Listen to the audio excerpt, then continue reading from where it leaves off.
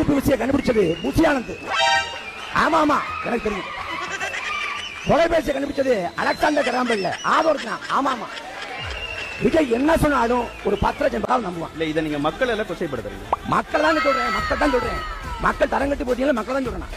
விஜய் அவர்கள், தளபதி விஜய் அவர்கள் என்ன சொன்னாலும் மக்கள் நம்புவாங்கன்னா, ஆமா அவர் உண்மையை சொல்றாரு, நம்புவாங்க.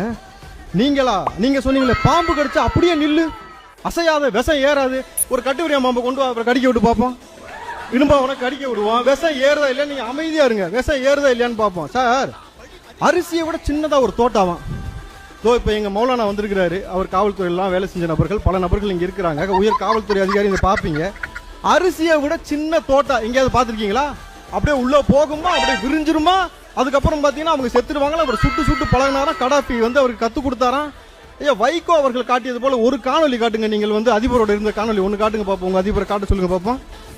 சார், ஒரு விஷயம் தான் சொல்றேன். எங்க அண்ணன் சொல்றாங்க நம்புவார்னா, உண்மையை சொல்றாரு, சத்தியத்தை சொல்றாரு, சாத்தியத்தை சொல்றாரு. மக்கள் நம்புறாங்க. அதனாலதான் இன்னைக்கு அவரை முதலமைச்சரா உட்கார வச்சிருக்காங்க. நான் போய் சொல்லல. ஒரு விஷயத்தை நீங்க கூகுள்ல போட்டு பாருங்க. டுபாக்கூர் பொலிட்டிஷியன் ஆஃப் இந்தியான்னு போடு. திரு இப்ராஹிம். டுபாக்கூர் பொலிட்டிஷியன் ஆஃப் தமிழ்நாடுன்னு போடு. யாரு பேரை காட்டுதுன்னு பாரு. யாரு பேரை காட்டுது? அண்ணன் சீமான்னு காட்டும். சீமான்னு காட்டும். நீ பாரு. திரு இப்ராஹிம். போட்டு பாருயா. கூகுள்ல போட்டு பாரு. எமோஷன் ஆகாது. நாங்க என்ன பொய் சொல்லிட்டே தினம் நினைக்கிறீங்களா?